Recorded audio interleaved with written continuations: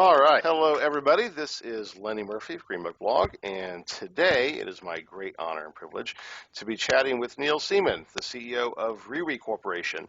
ReWe has made quite the splash in the last few months, and particularly with their winning, hands down, of the Insight Innovation Competition in Philadelphia. So today we're going to talk a little bit about what ReWe does and get a sense of what they're doing and go from there. So Neil, thanks for taking the time to chat with me. Hey, thanks, Lenny. It's a great pleasure to be here and speaking with all the folks around the world interested in data collection. Good. Well, so tell us a little bit first about you, and then what took you on the path to developing ReWe, and then what ReWe is. Yeah, thanks. So briefly about me, I'm what they call an accidental entrepreneur. I've been working in various research capacities at universities for about 20 years, working on how the internet can be used to solve healthcare problems. And so been obsessed with one problem for the last 20 years, which is how do you use the internet to get global non-incented respondents, so people who aren't on panels, to engage the unengaged, so to speak, in every country in the world, to answer these questions. And that can be very powerful for healthcare, and we used it originally for government-commissioned pandemic surveillance here in Ontario. I'm in Toronto here, and then basically some smart people said, hey, you got a company here, lots of different applications, including market research, and my patents got approved, and then lo and behold, we've been commercializing for 16 months, and then I found myself at my first market research conference in Philadelphia, which was fantastic. Thank you. And that's not only because we won the award, and then we've had an interesting, let's just say, journey, and the journey gets more and more exciting every day. Oh, that's fantastic. So interesting that I've heard something to the effect of, often we create solutions by accident, trying to resolve other issues, like the laser. I always think of the laser as an example that was described as a solution of no problem, but yet look at how it's being deployed today. Sounds like you kind of arrived at that place with ReWe as well, through the back door of, from a healthcare perspective, and just created this because you needed to get to the place to understand the consumer attitudes, or to engage with consumers around healthcare. Is that about right? Yeah, that's right. I very particularly, and we published research on this way prior to my patents getting approved, was that what we were obsessed with during H1N1 was that we wanted to understand, there were things like fludemiology out there, ways of looking on the internet about how people search for different search terms. But the symptomology of H1N1 was so complex that we needed to ask questions, just like market researchers do, around the world. And we got, maybe 500,000 respondents. And we needed to ask basic, simple questions, short questions like, for example, whether people understood that washing your hands was protective against the flu. And that was incredibly valuable to public health officials who needed to reallocate scarce resources during a pandemic. So that's an example in healthcare. And then it just blew up beyond then. I mean, the International Association of Prosecutors, an offshoot of the UN, became very interested in us, looking at a global corruption index, which we released in Bangkok, looking at perceptions of government workers and corruption issues in every country in the world, and then the World Bank, with whom we work on a recurring basis in places in far-flung regions of the world, really trying to get at what those people think using our random domain intercept technology. Okay. Well, let's start with that for a minute. The methodology of the random domain intercept, without giving away the trade secrets, so to speak. Just talk about what ReWe does and how you do it as much as you can. Yeah, no, absolutely. So, the direct navigation bar, which is what techies call the URL bar, is right in the top, and it's getting bigger and bigger on every tablet device, mobile device in the world. And people are using it increasingly for a bunch of reasons around the world, especially on mobile. Try to get to places they think might exist but don't exist. They might make a typographical error. We, of course, don't leverage trademark domains. And then we have access to hundreds of thousands of these that are rotating in real time, where what's called the DNS server will turn on and off. And then if someone gets so-called reweed, they don't get a pop-up or a pop-under. And it's working in every country in the world at the top level domain, such that they can get served up the question in their home country language. And then they have the choice to answer these questions if they want to. We like to keep the number of questions short because we're obsessed with data purity. And we make it very, very quick. And we essentially reduce, at least not eliminate, but reduce a major bias in internet data capture, which is coverage bias, essentially. What we capture is a the unengaged, as I say, people who would not typically answer surveys. And we know from our data that these are people who are not on panels typically. Okay. So would it be fair to say that the RUI methodology is the equivalent of RDD sampling from a telephone perspective of everybody accessing the internet? So certainly not representative of everybody in the world, but anybody who accesses the internet via any device, your process is roughly the same as what you would do if you're calling on listed sample per se, or RDD dialing on telephone numbers. Is that right? Yeah, I'd make two analogies. That's a great one. So it's kind of like the internet equivalent of RDD. And then the other analogy that I like to use is it's kind of like the modern version of the mall intercept methodology, right? Where you had, the person at the door who, well, you could get past the person at the door, but that intercepted them. So you fall into the trap randomly. Otherwise you wouldn't get a URL or a website that exists. You don't have to answer the questions. So it's the modern version of that, the equivalent of that, if you will, and it's global, it's scalable. So it's a combination, I think, but those are two, I think, excellent analogies. Okay, all right. So web intercepts. Now your model is equivalent also to micropolling, meaning short questions, correct? So I assume that you're being compared to Google Consumer Surveys quite a bit. Do you cop to that? Is that the way you think about yourselves? As similar, playing in that same space, or do you think yourselves differently? Yeah, we do see ourselves differently and complementary, in fact. So the way we're the same is, I guess, from a data purity perspective, we do believe fundamentally that shorter is sweeter. From a methodology perspective, we're very, very different. I mean, Google is working with ad publishers around the world, and especially in certain geographies. Currently, as far as I understand, they're more limited in the number of questions they can ask. We, of course, can ask more, and we can penetrate every geography in the world and scale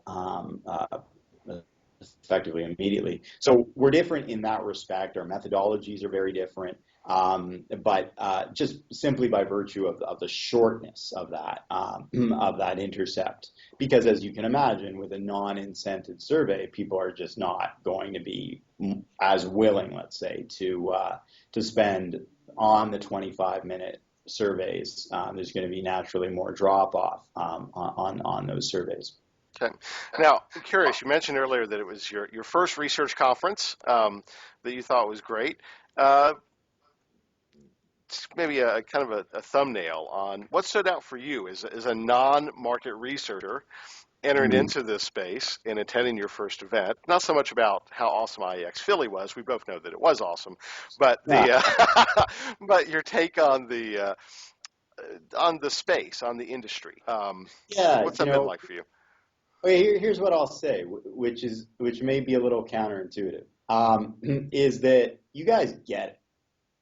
Like, you guys are more with the program than a lot of other industries, and I'll give you an example, like, let's just call it law, or other service industries that are being disrupted by technology companies that may not be traditional market research companies and are entering your space. So it's kind of, there's a sense of self-awareness that I think your industry has, which is really important and progressive. I mean, I was originally a newspaper journalist, and I watched that industry implode, and there was a complete lack of awareness, except, and then all of a sudden Huffington Post came along and blew everyone away. So I think what's happened is there's a sensitivity, and I was very pleased by that hunger for disruptive new forces that may not necessarily come from outside. That being said, I do believe, just like any industry, that there are a lot of existing internal business reasons that I've learned that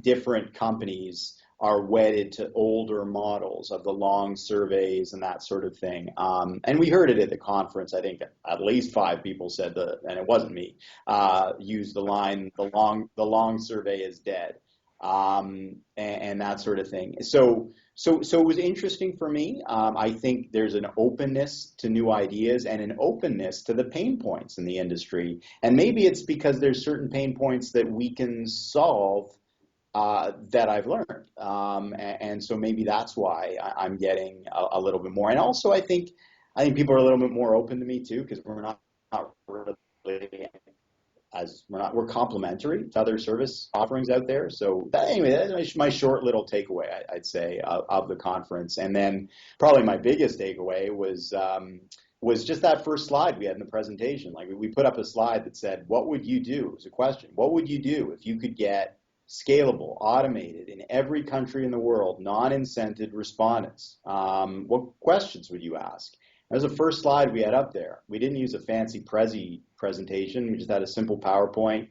And there were a lot of people afterwards who said, hey, man, that first slide won you the competition. Because yeah, it did. that first slide, that's all we want. That's what we're looking for. And then that was my biggest takeaway, that I realized, and this was very rewarding to me personally as someone who's been struggling with this problem and very interested in this problem, especially from a healthcare perspective, where measurement is really important and global health measurement is really important.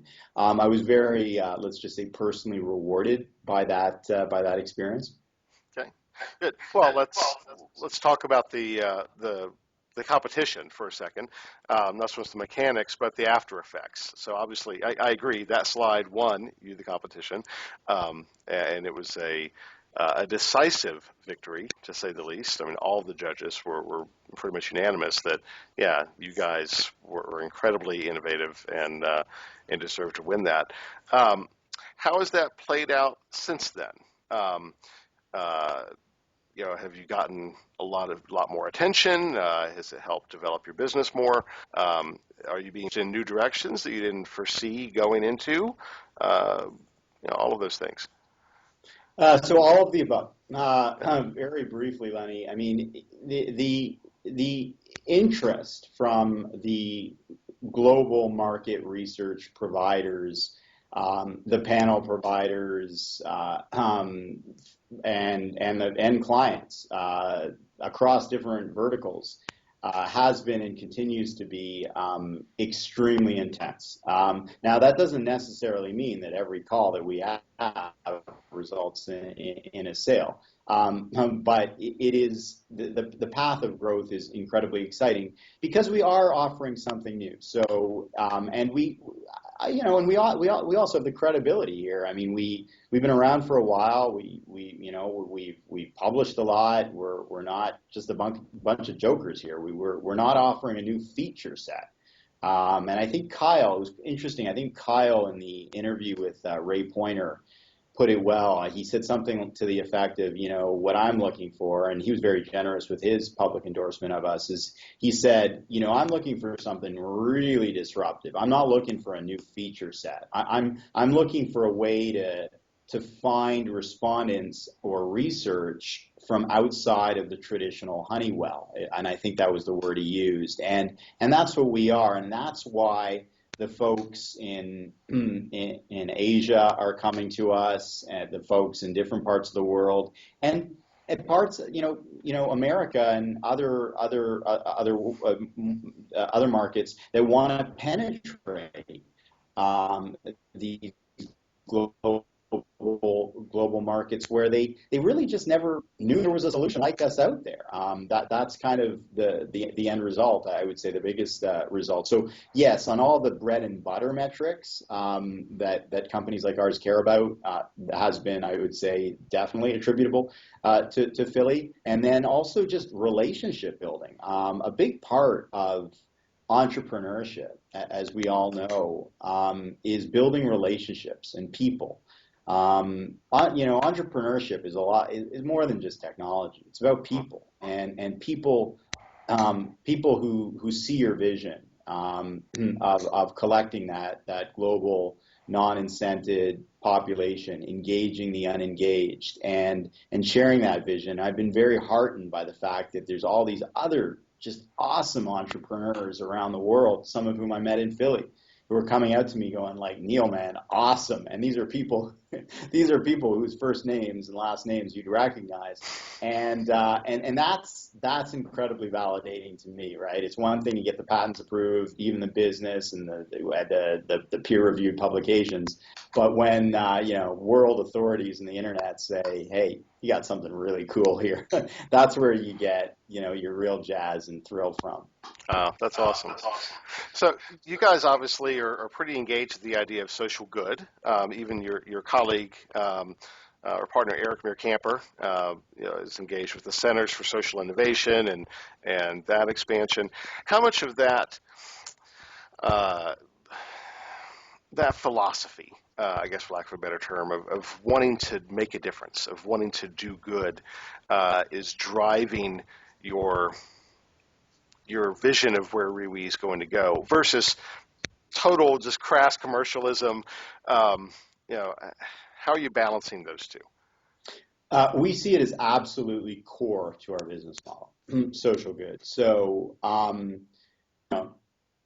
obviously, like any technology, sound too conspiratorial, but in the wrong hands can be potentially dangerous. But we also, more importantly, I mean, we want to share data with the world that can be valuable. I mean, we've done it in the past, right? So for example, in publications, we've a health confidence index looking at people's perceptions of the healthcare in different states and provinces of Canada. Also, we did it during the H7N9 epidemic that broke out, was potentially very scary in China, but wasn't. We shared those data with folks, public health authorities around the world. And we're going to do more and more of that. I think we're lucky. I think we're all lucky, actually, in the business as entrepreneurs because we have an easy way to give back, right? In the sense that we have this data philanthropy opportunity. And then I should also point out that another reason it's core to our ethos is that I come from a healthcare background, and unless we give up some of this data, and I must give full props to people at HHS, Health and Human Services in the United States, that have really led this open data movement in healthcare around the world, that have pushed for this in healthcare in particular. And Bill Gates talked a bit about this in his January 25th Wall Street Journal article earlier this year. Global measurement is the seed of innovation, right? So the more we can do, obviously we want to, I have a legal obligation to, grow our company and grab revenues. But the two, the data philanthropy and growing the company are highly complementary and exist in a new world where I think people highly value that. And I think, it is core to our business, yes. Yeah, that's fantastic. Obviously, I agree as well. The idea of data philanthropy was a core platform piece at IAX, and I'm excited to talk to you and other folks that feel that way. Now, on a related note, you and I have been talking over the last few weeks about doing something in the realm of data philanthropy for the research industry. That's right. Yeah. So I'll let you steal the thunder. Why don't you talk a little bit about what we have up our sleeves so folks will know what's coming? Well, we're tremendously excited about, and I get a special thrill out of doing this when I look at the data. I'm like a kid in a candy store. I think by today, I think we've got about, I'm not sure, 60,000 respondents from around the world. And what we're looking at, people here familiar looking at this video are familiar with the GRIT report. We're coming out with a new dimension of the GRIT report. We're tentatively calling it the kind of the Consumer Survey Research Experience Index, which is looking at people around the world and the degree to which they've answered a survey in the last, month, week, day, etc. All sorts of data about them, about those people and their experiences, whether they're willing to be paid for a survey. Some of the data are counterintuitive. What devices they're using. People are going to be very surprised, I think, by some of the data that we see around mobile respondents versus non-mobile respondents. It's quite interesting as you collect these data in real time around the world. And so that's what we're working on now, one of our various publications, but it's one of great importance. And we feel that it's going to be a big give, I think, to the data world. Whether you want to look at it simply to understand how people in different geographies around the world experience the survey taking experience, which is very different in America, I can tell you, than in China, and also whether you want to maybe potentially even create norms around that and understand, well, if X% of folks in certain countries respond off mobile, that can that might affect how we conduct research in that country. Yeah. So you heard it here first, guys. Neil approached me right after IAX and said, "Hey, kind of think about this idea," and thought, "Yeah, that would be really cool." So more will be revealed on that. But look for the results sometime in the fall. I think that's our timeline, right? We're going to wrap this up in August. Yep. And we will make that available to the global industry for free, and go from there. So that's a pretty exciting thing. So Neil, I know you've got 1,001 things on your plate, and I don't want to monopolize your time too much. If there's one thing that you would want people to know about REWE, what would that be? Yeah, so I think from a business perspective, I'd say two things. From a business perspective, we like to work with everybody in the data collection industry. So whether you're a social media analytics platform, whether you're a panel company, panel provider, whether you're a traditional quant provider who wants to go global in particular, any organization with an interest in global data, I think we can be a very interesting competitive or cost-effective option for you to supplement your data offering. I think the other thing I'd say about